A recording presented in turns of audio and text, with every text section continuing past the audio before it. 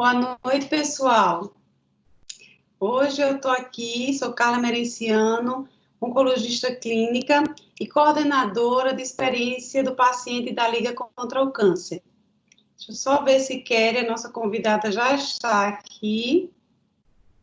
Sim, já está. Boa noite, Kelly. Boa noite, doutora Carla.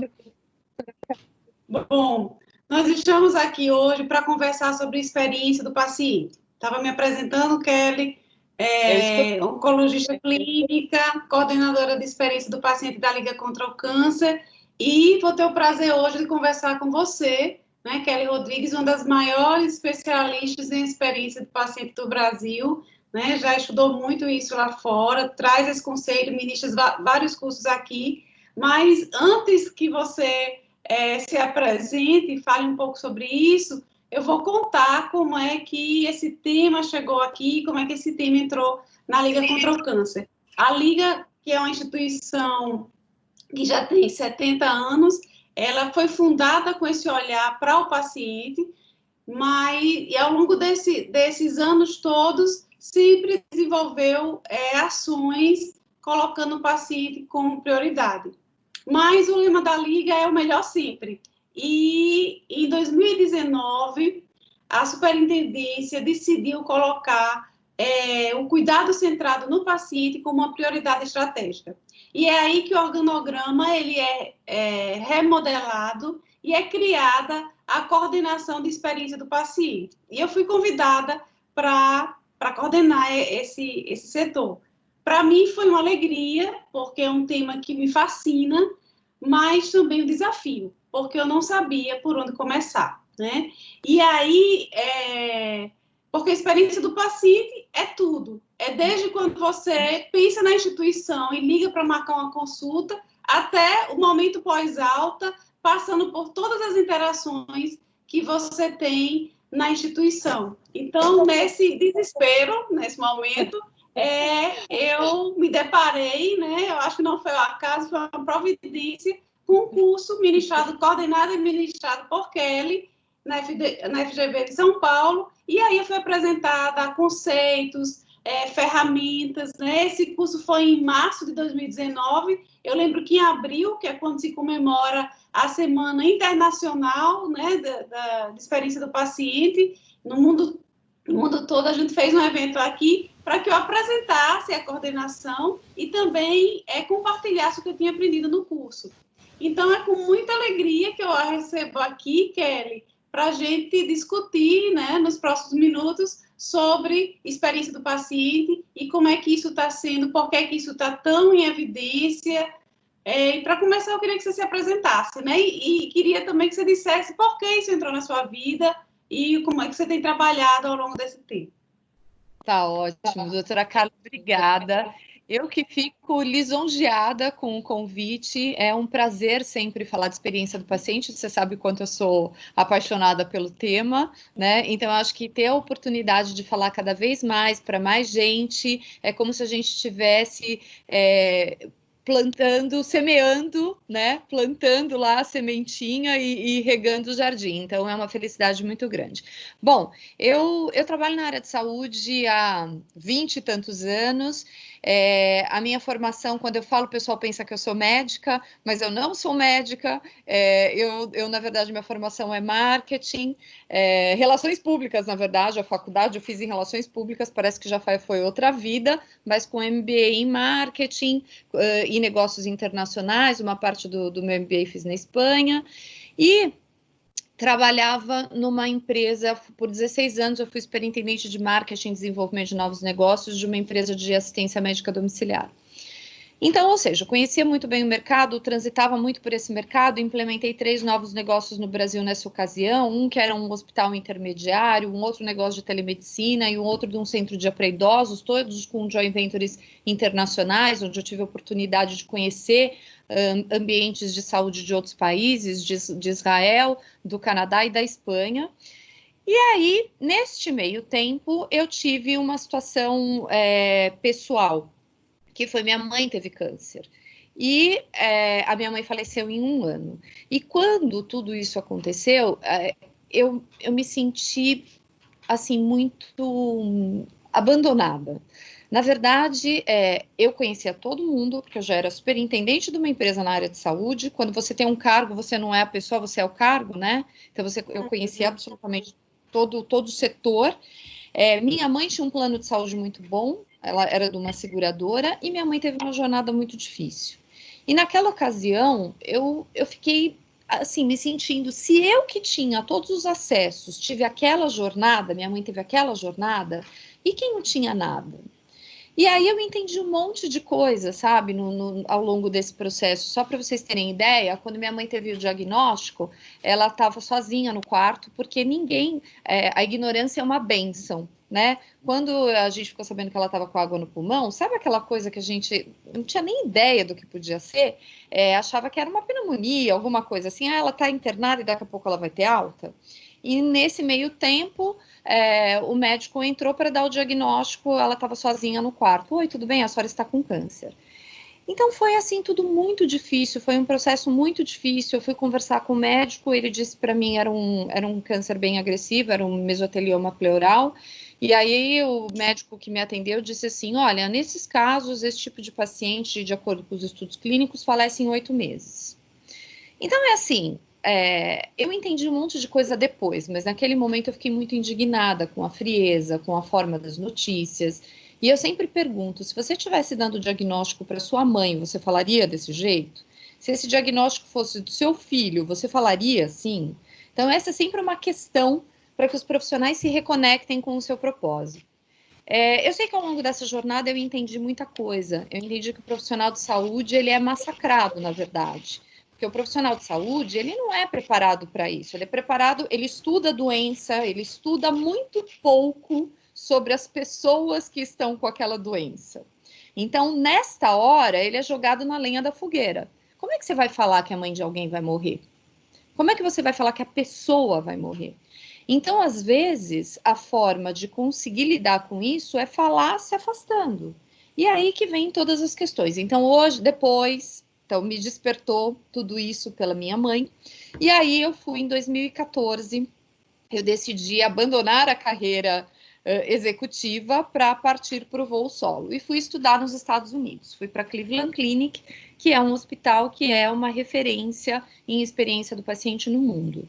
A gente já vai falar da Cleveland Clinic depois um pouquinho mais para frente, mas a Cleveland Clinic sempre foi um hospital referência em cardiologia, mas era um hospital pouco reconhecido por empatia. Era como assim, vamos salvar a vida, mas não sabia exatamente de quem era aquela vida, sabe? Então tinha uma desconexão muito grande. E eles começaram com um trabalho de experiência em 2008 e fizeram a instituição dar um outro salto. Então fui estudar na Cleveland Clinic. Assim, só para Cleveland Clinic fui 7 vezes, então, que aí fui estudar e tentar entender o que era isso.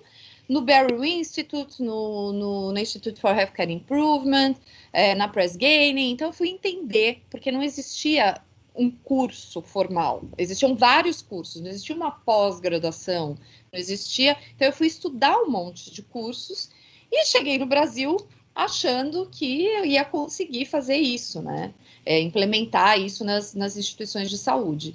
Então, quando eu comecei a falar efetivamente disso, a gente fundou a Patient Centricity em 2015, eu escutei muitas coisas, assim, é muito bonitinho, mas no fim do dia, onde é que a gente ganha dinheiro, ou onde a gente tem sustentabilidade com esse negócio? E eu queria vender a consultoria, mas a consultoria não acontecia. E foi depois deste curso que você fez, que eu estruturei, que foi um curso de 2 dias, que é uma formação em experiência do paciente, que as instituições começaram a entender para que servia a experiência do paciente, né? E foi depois disso que foram as sementinhas plantadas que hoje a gente fala tanto de experiência. Então, é essa a minha trajetória. Kelly, então, para a gente começar a discutir sobre isso, explica para a gente o que é a experiência do paciente, né? E também o histórico. Onde é que começou essa história e por que começou? Tá. Bom, primeiro vamos começar, então, pelo começo. Por que começou tudo isso? Isso começou no mercado americano. Começou no mercado americano porque nos Estados Unidos, o SUS dos Estados Unidos é o Medicare e o Medicaid. né? E aí o que acontece? Eles não têm serviços próprios do SUS deles. Então, eles contratam serviços particulares, privados. Só que o que acontecia? Os índices deles eram péssimos de satisfação e tal. E aí, por mais que eles verificassem todas as coisas que eram os grandes gaps das instituições, eles não conseguiam mudar isso. E aí, então, o governo de saúde, o governo americano, implementou, o Ministério da Saúde deles, né, implementou o HCAHPS, que é uma ferramenta que no Brasil o pessoal chama de HCAHPS, que é uma pesquisa de experiência. E aí a gente já vai falar mais para frente um pouco da diferença de experiência e de satisfação. Mas nessa pesquisa eu tenho todas as informações que eles precisavam melhorar. Então, por exemplo, a comunicação do médico com o paciente, a falta de entendimento do que ele precisava fazer, apoio para o autocuidado, o envolvimento dele nas decisões clínicas. Então, todas essas perguntas constam nesse HCAHPS, que até hoje é uma ferramenta que existe. Então, todo mundo que passa por uma internação hospitalar pelo sistema público, né, de saúde dos Estados Unidos, recebe depois essa pesquisa em casa. E esta pesquisa confere uma pontuação para esse hospital, um score. E o hospital é remunerado a mais ou a menos de acordo com esse score. Então, na verdade, o americano é aquela história, show me the money, né? Então, o mercado americano começou a falar de experiência do paciente, tanto fala de experiência do paciente por conta da remuneração. Só para vocês terem uma ideia, 41% dos pacientes nos Estados Unidos escolhem o hospital que eles querem ser tratados em virtude do HCAHPS. Então, em virtude da experiência do paciente. É mais importante até do que a decisão do médico de indicação dos hospitais, só para vocês terem ideia da relevância. Então, isso mudou muito pelo modelo de remuneração. Na Europa, já é muito diferente, porque a Europa, como nós, ela não é remunerada pela experiência do paciente. Mas a Europa, ela tem a maior parte do sistema de saúde dela, óbvio que em cada país isso muda, o sistema é público. E como o sistema é público, eles precisam, obviamente, educar o paciente, engajar o paciente no tratamento para que eles consigam atender a toda a população nos seus diversos níveis. Então, a Europa olha muito a experiência do paciente e olha muito a questão do cuidado centrado no paciente. E no Brasil, e por fim, no Brasil, a gente tem falado muito da questão da experiência do paciente, principalmente em virtude das mudanças do modelo de remuneração. Hoje, no Brasil, a gente tem o fee for service, né, o pagamento por serviço, e já estamos discutindo a questão da mudança da remuneração baseada em valor há alguns anos, mas no último ano isso ficou mais intenso, e para a gente falar em remuneração baseada em valor, não dá para a gente falar em valor sem a gente trazer o paciente para a mesa, sem a gente engajar o paciente, sem a gente educar o paciente. Porque você pode ser o melhor médico da face da terra, mas se o paciente não fizer o que você está pedindo para ele fazer, o que você está indicando para ele fazer, o desfecho clínico não vai ser o mesmo do que se ele estiver engajado. Então, a experiência do paciente ela está mais forte do que nunca por conta dos modelos de remuneração. Sem contar que, senão a gente vai ficar aqui horas, né, Carla? E como a gente tem pouco tempo, sem contar que a gente tem a informação, o paciente hoje tem mais informação, tem as redes sociais, ele está mais engajado, óbvio que não é todo mundo. Então, tudo isso são elementos que mudam esse caldeirão aí. Agora, falando, então, esse é porque começou o movimento. Agora, o que é a experiência do paciente, gente? As pessoas acham que a experiência do paciente, de uma forma geral, é satisfazer o paciente, fazer o que o paciente quer, é índice de satisfação, é NPS. NPS, para quem não sabe, é o tal do Net Promoter Score, que é aquela perguntinha de 0 a 10, qual a chance de você indicar essa instituição para os seus amigos e familiares? Então, as pessoas acham que experiência é isso. Ou, como eu falo, eu viajava muito pelo Brasil, eu chegava nas instituições e o pessoal falava assim, Kelly, aqui a gente é muito avançado em experiência do paciente. Tem o dia que a gente canta o aniversário, tem o dia que os pets vêm visitar os pacientes. Gente, tudo isso, esses elementos de humanização são super importantes, mas experiência não é só isso, né? E aí, para tangibilizar, a gente desenvolveu uma metodologia onde a gente olha a experiência do paciente por 3 pilares estratégicos. A primeira questão é segurança e qualidade. Não adianta eu estender o tapete vermelho para o paciente e matar o paciente de um evento adverso, de uma infecção hospitalar. Então, primeira coisa é o cuidado seguro e de qualidade. O segundo pilar, que é o pilar que a gente está mais atrasado no Brasil, é o de cuidado centrado. O de cuidado centrado é gigantesca essa parte, né? A atenção centrada no paciente. Mas é o paciente ser tratado com dignidade, compaixão e respeito, é ser envolvido nas decisões clínicas, é o cuidado coordenado, é o cuidado compartilhado com o paciente. E para tudo isso, eu preciso educar o paciente. Para daí dar apoio para o autocuidado, para poder engajá-lo no tratamento. Então, quando eu falo de atenção centrada no paciente, é algo muito amplo. E o terceiro pilar estratégico é a excelência na jornada. E aí, a excelência na jornada, sim, é o que todo mundo pensa que é só a experiência do paciente. É a gente olhar todos os pontos de contato, é como você falou, a experiência é antes dele chegar na instituição e depois que ele deixa a instituição. Então, como é esta jornada, como eu cuido de cada ponto de contato, e aí sim, esse é o terceiro pilar da excelência na jornada. Então, é isso que é a experiência do paciente. Kelly, e assim, dentro desse contexto, né, você viveu essa experiência lá fora, viveu a experiência aqui, foi lá para fora, viu como é que isso era implementado, e a gente tem uma experiência interessante, que quando eu comecei a estudar isso, aí acha procurar literatura, né, e esbarrei com HCAHPS. E aí trouxe para tentar implementar e medir a experiência do paciente com aquele formulário, né, feito para os americanos. Aí a gente viu que não ia caber e começou a fazer uma adaptação para a nossa instituição, né? Porque a grande barreira aí é a cultura, né? Então, como é que a gente mede a experiência do paciente, né? Porque o grande desafio é começar com qualidade e segurança, que a gente já vem com essa bagagem há algum tempo, os hospitais vêm se preocupando com isso, e já tem métricas para isso e ferramentas, né? E como é essa escadinha? Porque se eu não vou conseguir entregar uma boa experiência se eu não deixar esse paciente seguro, né? Mas quem está só no nível de qualidade e segurança está abaixo de quem está vendo além, de quem está percebendo que esse paciente precisa de experiências sensoriais para guardar aquela passagem naquela instituição de uma forma diferente e poder realmente voltar ou indicar para alguém, né? Como é que a gente mede isso?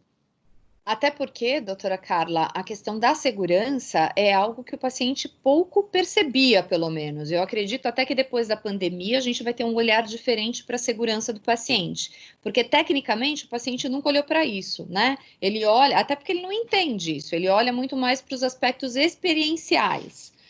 E hoje é como se voltasse, até a pandemia teve um lado positivo, que é a história. Os profissionais de saúde acho que nunca foram tão valorizados, os próprios profissionais de saúde estão olhando para o paciente de uma forma com mais empatia, acho que mais reconectados ao propósito, né? E os pacientes estão realmente mais alertas para a questão de segurança, da importância deles em serem uma parte da equipe, do que eles precisam fazer para que eles estejam mais seguros. Bom, falando um pouco do HCAHPS, eu acho que assim, o HCAHPS tem elementos riquíssimos e que é isso, a gente precisa fazer adaptações. Tem coisas que não tem o menor cabimento a gente perguntar, como, por exemplo, você sabe de todos os medicamentos que você está tomando? Você sabe de todos os efeitos colaterais? A gente não tem essa cultura aqui no Brasil ainda, né? E quem ministra os medicamentos são os técnicos de enfermagem que normalmente não têm esta formação. Então, eu acho que na pesquisa do HCAHPS a gente tem elementos muito interessantes. Mas quando a gente está falando de métricas de experiência do paciente, a gente precisa olhar para algo muito maior, muito mais amplo. Como a gente já tem falado muito dos PRONs e dos PRANs, que é o Patient Reported Outcome Measure e o Patient Reported Experience Measure. É como se a gente tivesse que olhar uma composição de indicadores, que esse composto de indicadores vai olhar especificamente a experiência. Então, a gente tem que olhar que seja o HCAP adaptado, a gente tem que olhar a NPS, a gente tem que olhar índice de infecção, índice de mortalidade, mas como que a gente compõe tudo isso? Algumas instituições estão olhando essas métricas por linhas de cuidado, por DRG, e falando um pouco dos PRONs e dos PRANs, que é algo que a Europa também já faz há algum tempo e a gente está começando a fazer aqui, são os indicadores reportados pelo paciente, né? Então, quando a gente vê lá estuda Porter, remuneração baseada em valor, cuidado baseado em valor, a gente olha lá numa cirurgia de câncer de próstata, o que a gente olha? Índice de mortalidade. Mas a gente precisa olhar o índice de mortalidade, sim, mas os outros indicadores que são reportados pelo paciente. Por exemplo, esse paciente tem disfunção erétil, esse paciente tem incontinência urinária. Então, são compostos que fazem parte da experiência, que são indicadores que importam para o paciente. Eu acho que o que a gente precisa, Carla, é mudar um pouco a nossa chave mental, porque a gente sempre olhou as coisas pelo aspecto clínico. Clínico, assim, a gente estuda a doença, vocês, médicos, estudam a doença, vocês sabem qual é o percurso, qual a jornada que esse paciente vai percorrer, né? Qual é a travessia dele, mas quem está atravessando é ele.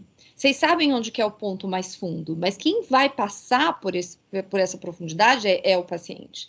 Então, a gente precisa de verdade entender o que importa para ele, porque esse tipo de coisa a gente não consegue ter esse feeling, porque nós não estamos doentes, nós estudamos a doença. Então, por isso que, em experiência do paciente, a gente tem que trabalhar muito com cocriação, mesmo para os aspectos clínicos, trazendo o paciente para cocriar com ele, para escutar dele. E daí a gente vai sair com os indicadores, seja por linha de cuidado, mas enfim, e ter alguns indicadores macro que todo mundo vai poder olhar e entender se a experiência realmente está sendo boa. Kelly, a gente tem hoje a consciência que o paciente, ele é um ator importante na escolha dos tratamentos, né? Que o desfecho, como você colocou, clínico, não é só isso que pesa, mas a qualidade de vida também, até porque esse paciente ele tem mais acesso à informação, ele já chega no consultório com a lista de possíveis tratamentos né, que ele pode ser submetido. Então, assim, é um paciente que ele está usando o termo do momento, mas empoderado, né, com a informação, nem sempre é a melhor informação. E ter a sensibilidade, primeiro, para ouvir esse paciente, né, porque aquilo ali ele trouxe para você, ele não sabe nem o que significa, o que é melhor para ele. Mas, assim, é importante valorizar a voz do paciente. E pensando na voz do paciente, trazendo para essa questão da cocriação, né, a gente pensou também na instituição na questão de conselhos consultivos, né, de paciente. E aí a gente viu que é uma coisa que está lá em cima, mas que ela é possível de ser feita. Nós participamos de um programa nacional do PRONUN, que é melhorando a segurança em larga escala no Brasil, nas UTIs. E a gente tinha que diminuir 3 indicadores de infecção em catéter urinário, catéter venoso e ventilação, pneumonia por respirador. E a Liga, assim, foi um destaque, né? E a gente aprendeu a medir essas infecções, a cuidar disso, a evitar, mas também, como foi um programa que o IHI estava tutoriando, então a gente aprendeu também que a participação do paciente é importante, o engajamento da família, não é? Então, assim, a gente pensou, poxa, vai ser muito bacana, então criou-se o representante da família nesse grupo de pacientes da UTI, e eu tenho uma experiência bem, bem marcante, que é uma paciente com neoplasia, uma jovem com câncer de útero, que estava tentando engravidar, descobriu um câncer de útero, e ela e o marido passaram por todo o tratamento, a doença voltou, e ele sempre acompanhando essa esposa ao longo do processo, até que a doença se agravou, ela teve que ficar internada, né? E ela sempre, quando ficava internada, se ela fosse para o hospital, ela pedia para voltar para a instituição, ela criou um vínculo. E nesse programa do IHI, tinha a visita com toda a equipe da UTI, médico, psicóloga, enfermeira, dentista, fisioterapeuta, eles iam discutir o caso e o paciente já se apropriava daquilo, né? Então, eu lembro que uma das visitas que o esposo estava lá do lado dela, que teve isso tudo, ele já participava. Ele, por que não vai fazer o catéter e tal? Né? E a equipe foi treinada para acolher essa voz do paciente, né? E aí também, através desse programa, a gente começou a visita estendida na UTI.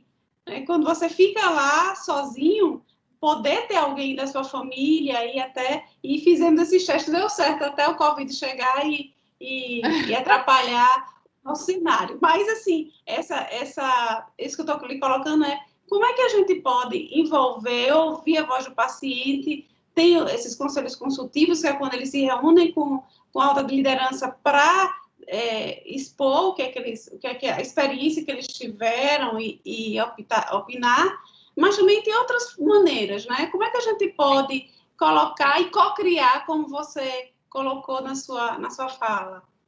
Na verdade, quando você está falando até de conselho, foi até bem audacioso vocês já estruturarem um conselho, porque é isso, conselho a gente precisa ter maturidade. Está pensando. Porque a gente precisa ter maturidade até institucional para trazer o paciente desta forma. Eu sempre começo com grupos focais. Então, é assim, como que a gente pode co-criar com o paciente? A gente pode envolver o paciente em várias questões. Então, por exemplo, digamos que a gente vai mudar um novo protocolo, ou a gente quer mudar uma área específica. Vamos pegar alguns pacientes que já passaram por esse atendimento, vamos convidá-los para fazer um grupo focal com a gente? Então, grupo focal, eu não sei se vocês todos estão afeitos, você sim, com certeza, Carla, porque você viu isso no curso. A gente faz o quê? A gente junta um grupo de pessoas, e aí a gente põe ali, define, por exemplo, eu quero pessoas que passaram pelo menos 3 dias internadas nos últimos 3 meses, na faixa etária de tanto a tanto. E aí a gente traz esse grupo. A gente tem um roteiro que a gente quer abordar. E o que é rico de um tipo de pesquisa desse? Porque não é uma pesquisa específica que eu estou perguntando, como foi a sua experiência? Eu tenho um roteiro de coisas e a gente faz um bate-papo. Desse bate-papo acaba surgindo um monte de coisa que a gente não estava nem prevendo perguntar. Então, é uma forma muito rica da gente começar já levantando elementos e entendendo quem são as pessoas que são indicadas para compor um conselho. Então, é como se o conselho fosse um avançado desse grupo focal. Mas a gente pode usar o paciente nestas questões. Eu vou mudar uma área específica. Vamos chamar um grupo de pacientes para tomar um café da tarde e bater um papo com a gente? Para eles contarem da experiência deles, do que foi legal, o que foi ruim, o que podia melhorar, e mostrar para eles esse projeto do que a gente está pensando para ver o que eles acham. Então, a gente pode começar a fazer algumas ações assim, onde a gente vai envolvendo o paciente em todos os processos. Você sabe, Carla, que aquela certificação, a gente está trazendo uma certificação para o Brasil que chama Patients First, que é uma certificação em experiência do paciente. Ela foi desenvolvida pelo Instituto de Experiência de Pacientes da Espanha, e essa certificação, ela é assim, é você verificar em todos os pontos se o paciente é chamado para co-criar junto com a instituição. Então, você vai checando como você consegue fazer o cuidado centrado, como vocês fizeram na UTI. Olha que incrível, você conseguiu mudar o desfecho clínico em virtude de trazer as pessoas, de entender o que você podia mudar no processo, de engajá-los na parte deles. Então, é muito bacana. E no Patients First é exatamente isso, é tentar checar como que a instituição está envolvendo o paciente nesses diversos pontos. Uma outra coisa que é um exemplo que é geral, termo de consentimento. Para que serve o termo de consentimento, gente? Serve para a gente salvaguardar a instituição juridicamente e o profissional de saúde, porque o paciente não entende absolutamente nada do que está escrito ali, certo? E normalmente ele assina aquilo no momento que é no momento antes da cirurgia. Então, assim, todos esses instrumentos a gente tem que trazer para começar a ter elementos de discussão e de engajamento do paciente num outro nível. Então, a gente pode co-criar com o paciente de diversas formas, mesmo antes de estruturar um conselho. E se já tem conselho, melhor ainda. A gente tem, assim, ainda seguindo naquele caso, né? Essa paciente, quando a gente estava nessa discussão, ela fez, eu acho que vocês deviam ter... não é TV a cabo, mais ou menos isso. TV a cabo na UTI, porque a gente fica aqui o tripão e o tempo, para quem está muito grave, né? Tá lá, não, nem se importa com isso. Mas para quem está, como ela estava, era importante uma maneira de passar o tempo. E aí a gente, vamos pensar nisso. E aí, quando ela faleceu, e a gente chamou, depois de algum tempo, o esposo, que ele era aquela pessoa que entendia, fazia as críticas, mas sempre muito construtivas. Então, a pessoa... a gente não quer no comitê da família ninguém que só balance a cabeça. A gente quer alguém que traga a contribuição, né? E aí, foi inaugurada uma UTI nova na instituição e ele foi chamado como comitê da família para conhecer. E quando ele viu lá a TV a cabo, né, que a esposa que tinha sido a solicitação dela, ele se emocionou e chorou. Porque realmente eu vi, é um exemplo pequeno, mas que a gente pode estender para várias coisas. E aí, Kelly, nesse contexto também, quando a gente pensa na experiência do paciente, a gente sabe que a experiência não é só dele. É também do acompanhante, do colaborador, das operadoras de saúde, que muitas vezes o paciente sofre pela doença e pela burocracia e pela dificuldade de acesso, né? Então, nessa jornada que é do paciente, mas que tem todos esses atores, como é que a gente faz para engajar o colaborador? Né? O que é que a gente pode fazer e o acompanhante também nesse processo? Carla, sem dúvida, a experiência do paciente vai além do paciente. E quando eu falo, eu sou tão apaixonada pelo tema, é porque eu acho que é o que é certo para todo mundo. Porque quando a gente está olhando para a experiência do paciente, a gente está olhando para a experiência da família, mas a gente também está olhando para a experiência do colaborador. Não dá para a gente, eu sempre digo isso, pisar na cabeça do colaborador e querer que ele entregue uma boa experiência. Então, a gente precisa olhar para o colaborador, para ele poder entregar uma boa experiência para o paciente, para a família, e isso, com certeza, vai trazer resultados para a instituição. Então, na verdade, o que é certo para todo mundo. Desculpa, me faz de novo a pergunta, porque agora eu perdi o fio da meada, porque eu estava falando como engajar. Como engajar o colaborador.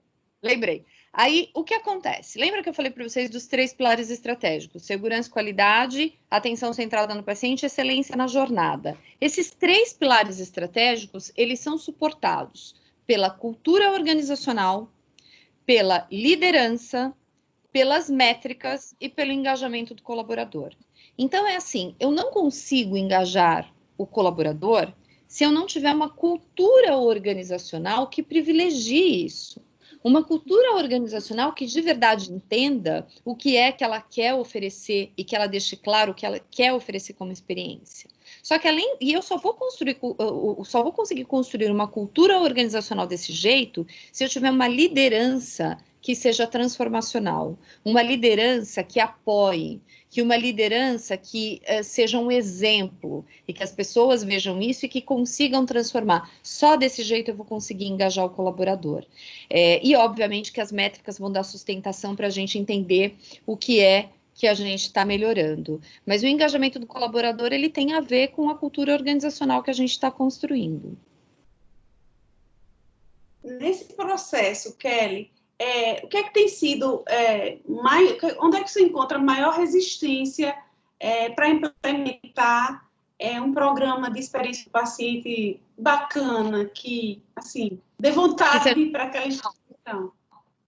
Eu acho que seja sustentável, né? Porque se a gente não tiver um programa, gente, que olhe para esses 3 pilares de forma consistente e com este suporte de cultura, de liderança, de engajamento e de métricas, a gente não vai fazer um programa de experiência do paciente sustentável. A gente vai fazer um projetinho que vai ser bom durante um tempo e tal, mas não vai ter sustentabilidade, né? O que é fundamental, o que eu vejo, as grandes questões que eu vejo nas instituições, é que é a mudança de cultura. E mudar uma cultura é um processo. Ninguém dorme um dia de um jeito e acorda no outro dia do outro. Só para dar o exemplo para vocês da Cleveland Clinic, veja só, ela sempre foi uma instituição referência mundial tecnicamente. Sempre ela recebeu gente do mundo todo na questão de cardiologia. Só que ela era uma instituição que ela era reconhecida por ser pouco empática. E eles, obviamente, que eles não falam que foi por causa do HCAHPS que eles mudaram tudo isso, mas que eles entenderam que era o momento de mudar para trabalhar essa questão da empatia. E quando eles fizeram esta mudança, óbvio que teve gente que saiu no meio do caminho. A gente vai conseguir engajar todo mundo? Claro que não. Mas lá, por exemplo, eles tiveram uma liderança que fez a coisa acontecer. Eu vou dar um exemplo para vocês básico, né? O Dr. Cosgrove, que foi o médico que fez essa grande mudança da Cleveland Clinic, ele saiu há 2 anos da presidência, agora ele está no conselho de administração, e eu fiz um curso lá exatamente há 2 anos atrás, quando foi anunciado que ele ia sair. Isso me marcou muito, porque como eu estudei muito lá, para mim ele era o modelo, o exemplo e tudo mais. E nesse curso que eu fiz de liderança, tinham só 11 pessoas do mundo todo, e aí ele dava a oportunidade de tomar o café da manhã com a gente, para a gente perguntar qual era a questão que a gente queria saber. Aí vocês imaginem qual era a minha questão, né, de experiência do paciente. Aí eu perguntei para ele exatamente isso, Dr. Toby, qual foi a grande questão, qual foi a grande dificuldade para mudar a cultura? E ele deu um pequeno exemplo. Ele falou assim que as coisas realmente foram ao longo dos anos, que eles foram mudando, eles foram fazendo passos e conquistando esses passos. Eles perceberam, por exemplo, através do HCAHPS, eles perceberam que eles tinham um gap muito grande de comunicação em saúde do médico com o paciente, e aí eles estruturaram um curso de comunicação para os médicos. Aí você imagina, o médico recebia lá, que era convocado para um curso de comunicação, ele falava, mas eu sei me comunicar com o paciente, eu sempre falei para o paciente desse jeito. Então, vocês acham que a gente que eles conseguiram engajar todo mundo? Claro que não. Teve gente que saiu da Cleveland Clinic. A outra coisa que eles fizeram foi um curso de empatia, onde 100% da instituição participou desse curso de empatia. E hoje todo mundo, eles contratam as pessoas com base nesses requisitos, e as pessoas, quando entram para esse programa onboarding de empatia. Mas o que ele me contou nesse café da manhã foi o seguinte, que um dia ele estava numa reunião com o board, e o board era basicamente médicos, e era um prédio bem alto, todo de vidro, e ele olhou assim, e aí eles determinaram que eles queriam entregar como experiência, patients first, pacientes em primeiro lugar. E aí ele tá lá, isso foi lá no começo, tá, 2008. Ele tava lá olhando da janela, aí ele vê um paciente se arrastando para chegar no estacionamento. Vocês podem adivinhar qual era o estacionamento mais próximo? Vocês têm ideia? A gente só tem médico aqui, né, doutora Carla? Ou não? O estacionamento dos médicos. É lógico, Mas é lógico, é lógico. Aí ele falou assim, e ele é médico, ele falou assim, pessoal, a gente está dizendo que a gente está colocando o paciente em primeiro lugar e o paciente tem que se arrastar para chegar no estacionamento? Tá errado. O estacionamento do paciente que tem que estar aqui próximo. E no outro dia ele mandou mudar. Vocês imaginem o que os médicos falaram.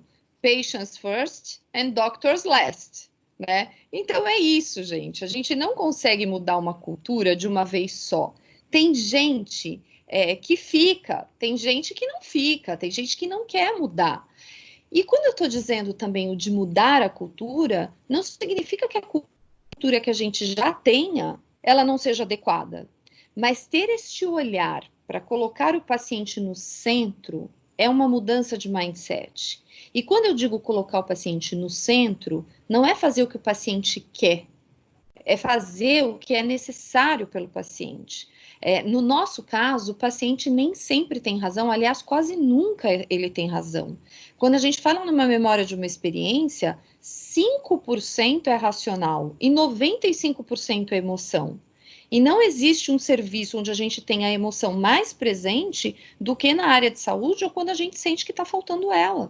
Então, aqui vale o nosso olhar. Nós é quem temos que ter respirar, ter essa paciência, ter essa empatia para entender que a pessoa está naquela situação e tentar fazer com que a pessoa entenda o porquê de não fazer determinada coisa. Então, é uma mudança de cultura e isso leva um tempo, mas eu acho que o grande desafio que eu vejo nas instituições é mudar esta cultura, ter uma disposição da liderança efetivamente para bancar um projeto desse, fazer com que ele aconteça, para não ser só discurso, sabe? Para ser realmente a prática. E eu não vejo outra forma disso acontecer com sustentabilidade se não for por aí. É isso aí, que eu acho que é a grande dificuldade que a gente encontra aqui também, né? Então, eu tenho a sorte desse paciente no centro ter sido a decisão da alta liderança, né? E ter criado, inclusive, essa coordenação para isso, mas a grande dificuldade é realmente mudança de cultura, né? E às vezes é essa firmeza que se precisa ter para que depois, quando todo mundo vê o paciente satisfeito, tendo uma boa experiência, aí é fácil de se manter nesse nível. E nesse sentido, Kelly, o colaborador engajado, né? Eu gosto muito de uma história que você contou também, que quando Kennedy foi visitar a NASA, que perguntou para uma das pessoas que fazia a faculdade, né? Esse é o clássico. John Kennedy, o que ele fazia? O John Kennedy foi lá, foi visitar a NASA, o presidente, e aí ele perguntou lá para o faxineiro, o que você faz aqui? Aí ele falou assim, eu ajudo o homem a ir à Lua. E esse tem que ser o propósito. Quando eu cheguei, eu também, lembra que eu contei também, quando eu cheguei na Cleveland Clinic, vocês imaginem, então, que eu venho do mercado de atenção domiciliar, onde cuidador, para mim, é o cuidador de idosos, né? O cuidador, enfim, o cuidador que não é o técnico de enfermagem. E aí eu cheguei na Cleveland Clinic e eu escutava eles falando caregiver, que caregiver é cuidador, e eu ficava pensando, gente, quanto cuidador eles têm aqui? E aí que eu fui entender, caregiver é todo mundo, que é no espírito da NASA, sabe? Caregiver é o porteiro, é a recepcionista, é o médico. Todo mundo que está ali para cuidar do paciente. Agora, Carla, a gente só consegue fazer com que todo mundo seja o faxineiro da NASA ou o cuidador se a gente realmente tiver uma cultura organizacional que privilegie isso e que faça com que cada colaborador se reconecte ao seu propósito. Porque eu não acho que ninguém vá trabalhar quando, por exemplo, uma pessoa comete um evento adverso, ela não vai lá para matar o paciente. Ou quando um colaborador maltrata alguém, ele também não acorda e fala, oba, hoje vou maltratar alguém. É o ambiente, é a situação, é um monte de coisa que a gente tem que fazer. O que eu mais escuto é assim, a gente tem tanto indicador para cumprir que o paciente é o que acaba nos atrapalhando, sendo que a gente está ali, o nosso propósito é olhar o paciente. Então, a gente precisa ter um alinhamento entre teoria e prática. E eu sei que é muito difícil, porque o dia a dia é difícil. No dia a dia, a gente precisa, sim, olhar por esses indicadores, né? E eu acho que a gente vai realmente se afastando do propósito maior. Então, eu acho que é reconexão com o propósito, é a gente regar a plantinha para fazer com que todo mundo seja o faxineiro da NASA. Pois é, e falando assim em colaborador de higienização, eu tenho uma história bonita também da UTI desse programa, né, de segurança do paciente. Então, eu falei que uma das métricas era diminuir a infecção causada por respirador, paciente que estava entubado. E para isso, o ângulo da cama, da cabeceira da cama, tinha que estar em determinado, a cama tinha que estar em determinado ângulo, né? E aí todo mundo fazia essa visita com todo mundo lá, e um dos nossos colaboradores, seu Neném, sempre ali acompanhando aquele movimento e a discussão, porque todos estavam envolvidos com esse propósito, né, de diminuir, de atingir esse objetivo, essa meta. E aí, uma das pacientes, ele escutou reclamando que, sim, aí ele quando via essa angulação que não estava adequada, ia lá e avisava para a enfermeira, né? E uma das vezes, ele escutou numa das visitas que a paciente não conseguia dormir porque tinha tampa de uma lixeira que quando as pessoas fechavam, ela batia e esse barulho, a paciente era sensível e ela se assustava, né? E aí se chamou a manutenção para ver se colocava um material que fosse menos barulhento para fechar tal, e não resolveu. E aí seu Neném foi lá, escutou essa conversa, colocou o saco de lixo de uma maneira invertida que dava um certo vácuo e quando a tampa fechava não fazia barulho e resolveu o problema da paciente. Né? Fora esse dele se ligar que quando ele estava limpando a cama não estava no ângulo certo e avisar para o profissional da assistência, né? Então a gente até fez um momento em que o homenageou, porque acho que é isso que está ligado com o propósito. Ele não estava ali limpando o chão da UTI, ele estava ali contribuindo para a segurança do paciente, cuidando do paciente. E aí foi um dos outros conceitos, né, que a gente trouxe também, por causa aí desse exemplo da NASA, de que todo mundo é cuidador. Quem está lá faturando a conta é cuidador, porque o hospital precisa se sustentar e aquela conta tem que ser bem cobrada. Né? Então, todos estão ajudando a salvar a vida, gente, da instituição. Isso que é... Eu vou começar a incluir os cases de vocês nas coisas que eu faço, porque eu estou muito orgulhosa. Olha quanta coisa bonita que vocês estão fazendo. Muito legal. Muito orgulhosa. A gente tem... E uma vez a gente estava numa reunião e nesse mesmo programa, e tinha outro colega, diretor de um hospital aqui, e os nossos médicos, enfermeiros se destacando na demonstração dos fatos lá, e ele fez, como é que vocês conseguem isso? Eu disse, é uma mágica que tem aqui. Nós temos uma magia na Liga. Mas, Kelly, tem umas perguntas aqui, e a gente já está quase se aproximando do tempo da nossa conversa. Eu queria só compartilhar com você. Tá bom, Grace está perguntando como é olhar a experiência do paciente com necessidades especiais.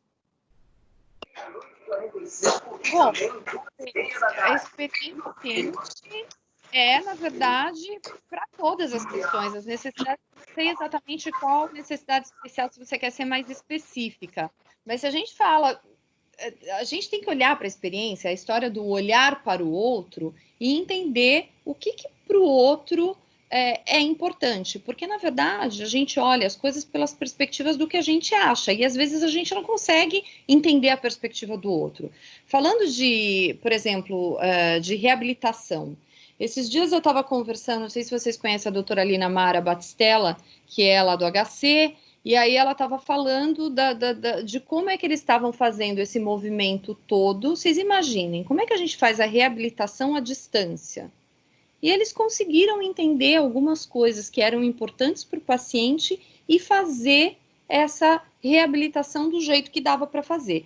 Então, a necessidade, seja de um paciente especial ou de outro tipo de paciente, ela tem que ser olhada pela perspectiva do paciente, da necessidade do paciente e da família, e aí a gente vê como que a gente consegue fazer as nossas adequações. Mas eu acho que a dica aí é sempre o co-criar. É olhar verdadeiramente o que importa para eles, e não exatamente o que a gente acha que é importante.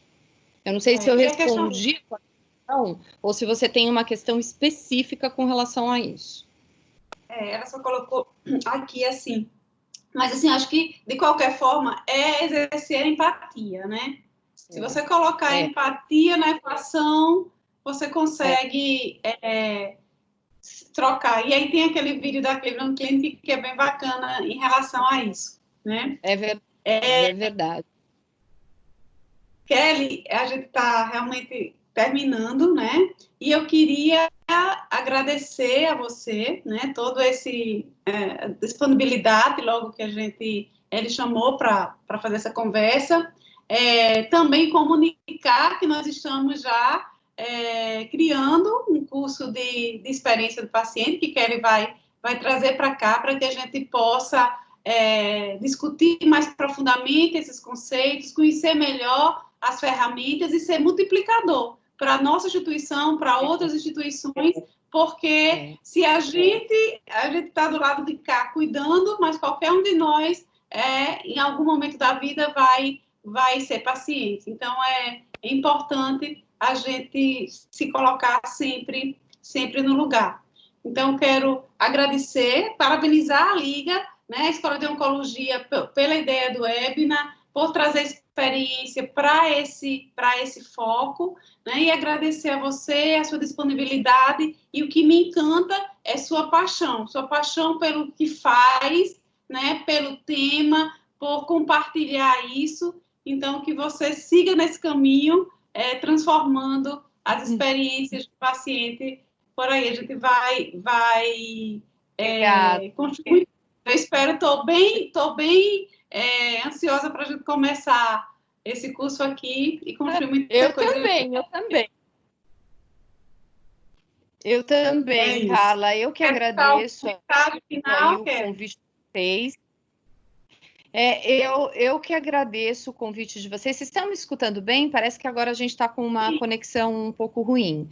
Mas assim, eu que agradeço o convite. É uma honra estar aqui falando com vocês, com pessoas tão ocupadas também e que estão aí disponibilizando o seu tempinho da noite para escutar também sobre algo novo.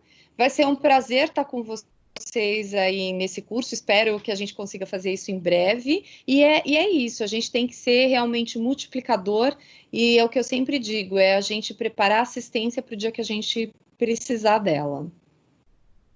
É isso aí, Kelly. Gratidão, viu? Se cuide. Agradeço. Tchau. Boa noite. Obrigada, gente. Tchau, boa noite. Tchau, pessoal. Obrigada pela presença virtual. Tchau.